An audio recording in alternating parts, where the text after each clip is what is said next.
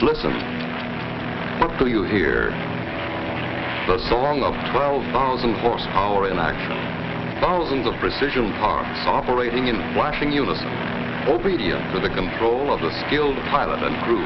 Yet it takes a nightmarish panel of sensitive and complicated instruments and controls to adjust the power output for changing loads, speeds, and conditions in flight.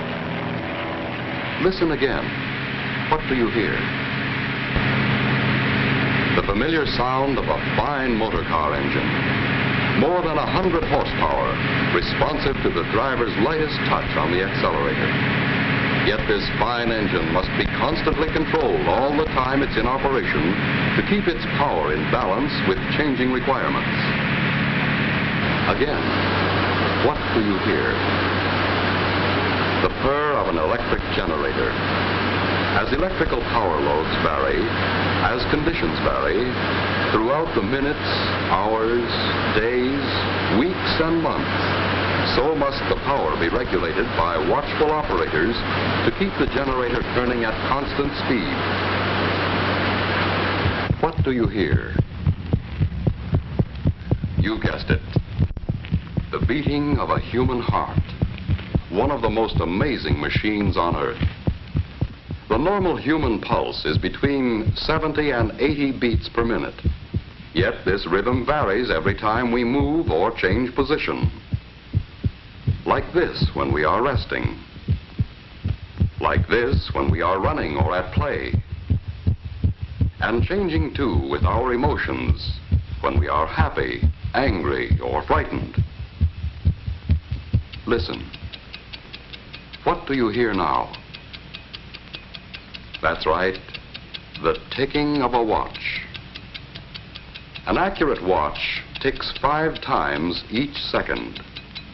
Like the engines of airplane and motor car, like the generator, like the human heart, your watch is a power plant that must operate unfailingly under an infinite variety of conditions. Yet, unlike our heartbeat, the beat of this tiny power plant must never vary.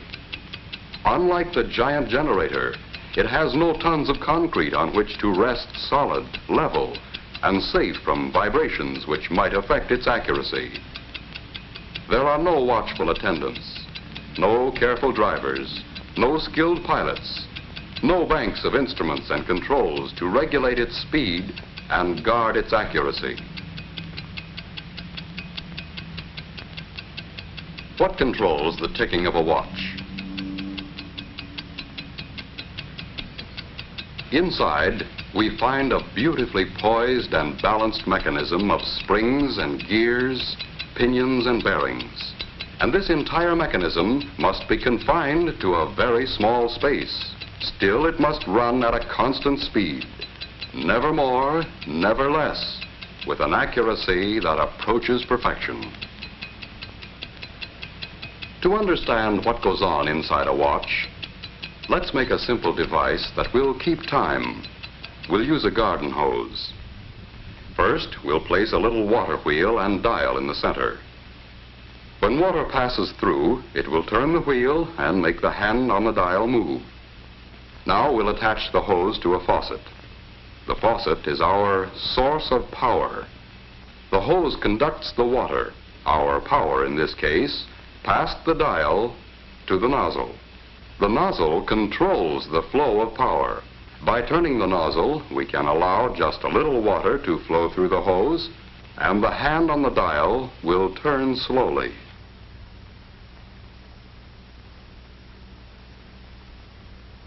By opening the nozzle wider, we allow a heavy stream of water to flow through the hose, and the hand on the dial turns faster.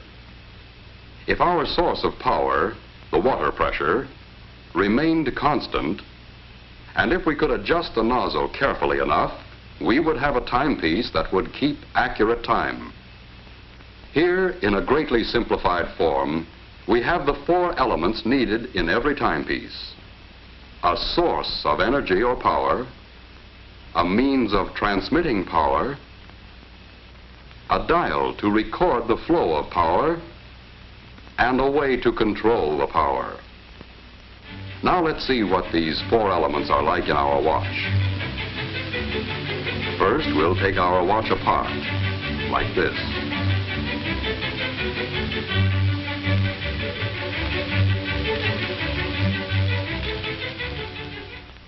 We'll begin with this part, the mainspring and barrel assembly.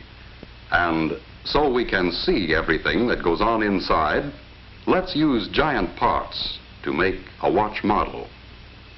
This is the mainspring, and it lives inside the mainspring barrel. The mainspring is the power plant of the watch, the source of power, like the faucet in our water clock.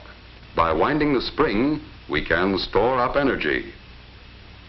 Here is a winding stem with gears and a click to keep the spring from unwinding. And here is the unit that controls the flow of power, like the nozzle on our hose. It is called the balance wheel and hairspring assembly. It consists of the balance wheel, hairspring, balance staff or axle.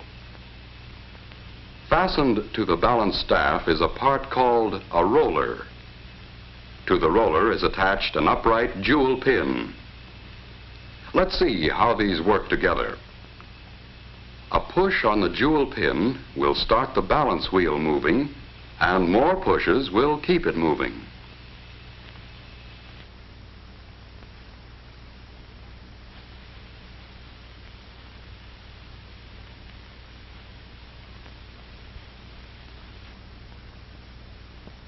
To do this job of pushing, we need this odd anchor-shaped lever called a pallet. It can be mounted so that when we move the pallet back and forth, we can apply a series of impulses to the jewel pin to keep the balance wheel in motion. Now to the pallet crossarm, we add a pallet jewel shaped like this. Here is a wheel called an escape wheel, with teeth on it so shaped that they will push the pallet jewel and jog the balance wheel into motion.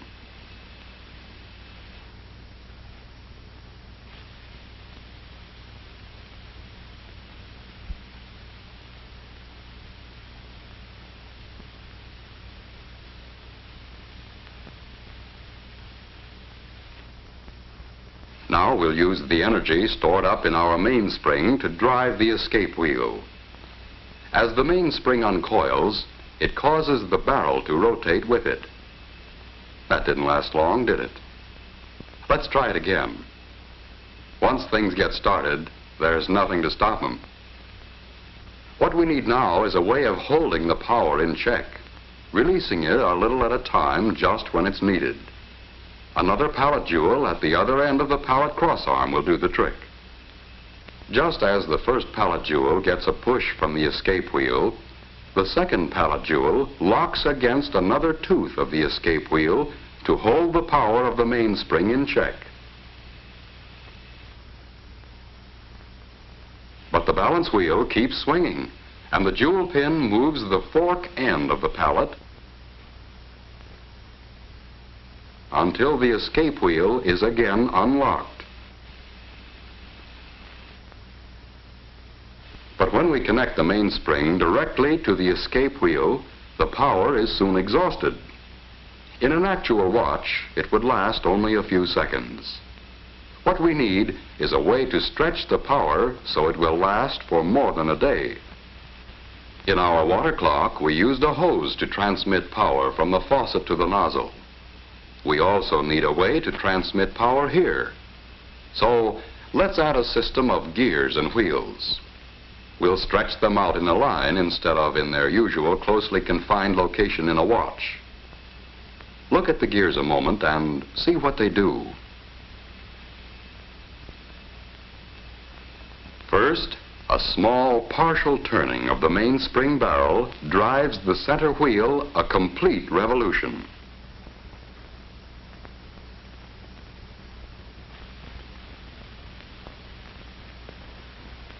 A partial revolution of the center wheel drives the third wheel a complete revolution.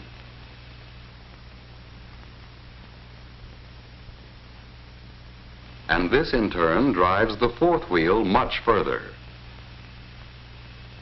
As a result, a few turns of the mainspring barrel, driven by the mainspring, will drive the escape wheel many, many revolutions, enough to last a full day and longer.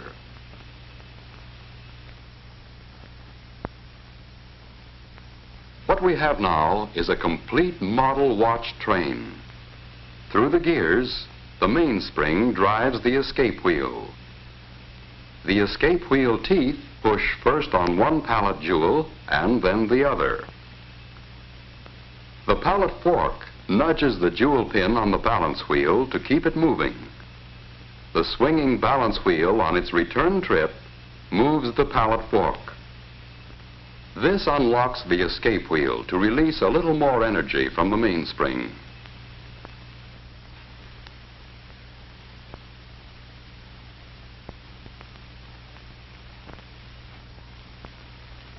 Back and forth, the balance wheel swings, controlled by its small coiled spring, the hairspring, in perfect rhythm.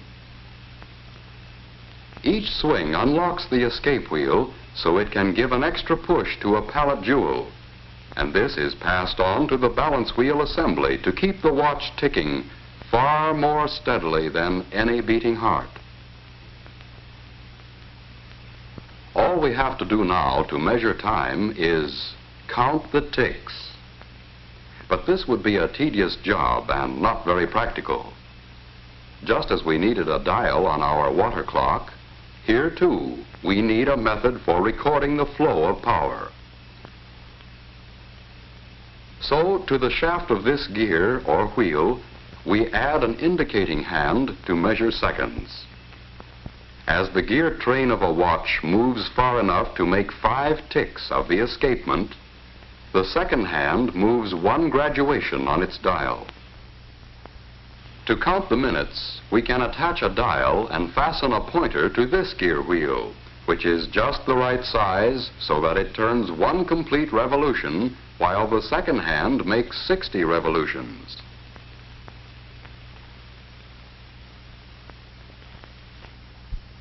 And to count the hours, we can have another pointer geared just so, to move 1 complete revolution every 12 hours. The second hand makes a complete revolution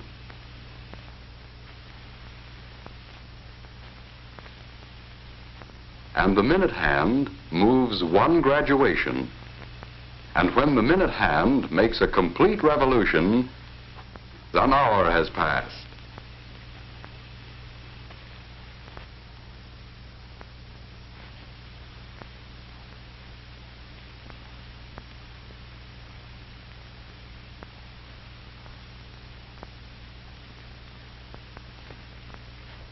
Now we can tell what time it is.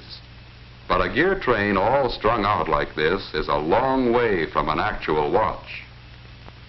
Let's let our model do a bit of rearranging all by itself.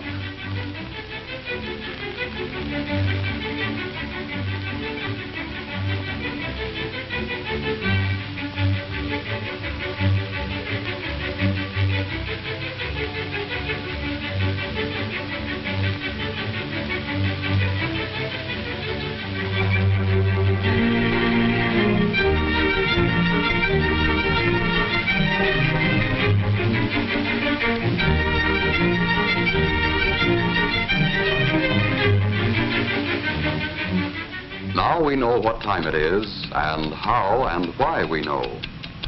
A fine watch itself is, of course, a compact precision mechanism with parts miraculously small and fashioned by craftsmen with incredible accuracy. But the basic principles are those we have just seen, frequently applied on a scale almost microscopic to produce the world's most accurate, portable measuring instrument. In a truly fine watch, there are many things which make possible the accurate control and release of power. Jewels, for example. Many people correctly believe jewels increase the value of a watch. They increase the value all right, but not by being ornamental. Jewels are in a watch strictly for business. They add to the value only when correctly placed and used. They are the bearings which lessen friction, increase the regularity of the running, and greatly extend a watch's life of dependable service. Harder than the finest steel, these tiny surfaces are finished so smoothly they reflect images like a camera lens. And working with oil, it takes a drop no larger than a pinhead for the entire watch. There is almost no friction. If any single part of a watch can be called more important, it's the hairspring. It absorbs and gives out an equal amount of force with each beat or swing at regular intervals. In a fine watch, the hairspring has uniform thickness throughout its whole length, is polished to a mirror-like finish, and made of metal relatively unaffected by magnetism or changes in temperature. It can be apparently distorted, but it always returns to perfect shape. Hairsprings are overcoiled, like we see here, to allow the spring to breathe evenly. Were this not done, the spring would coil and uncoil unevenly, fluff out on one side, and interfere with the accuracy of the watch. Because a watch is required to run in any position, to be accurate, the balance wheel must be perfectly balanced in any position. This is done by poising. The wheel is poised when there is no effect of the pull of gravity reflected in its action on the knife-like edges of the instrument which checks it. With perfect poising, and with the hairspring centered on the balance wheel, it runs accurately in any position all the time. And it's the same with all the parts. The tiny screws, scarcely larger than a speck of dust. The exceedingly small shafts. The precisely made gears and pinions. The sturdy nickel-silver plates and bridges. Every part is made with utmost precision. Precision which approaches perfection. When we look at the almost invisible parts, understand what they are required to do, realize the uncanny skill needed to make a fine watch, we can easily understand why it is a masterpiece of precision and accuracy. Here is a truly wonderful mechanism. With it, you can accurately measure the passing of time and record that passing for your use and convenience. But this mighty little servant is a creation of beauty, too.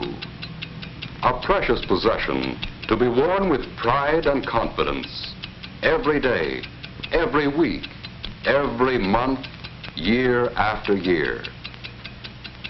Listen. What do you hear?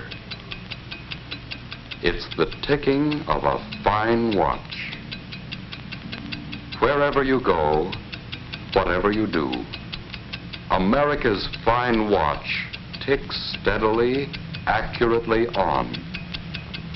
5 ticks every second.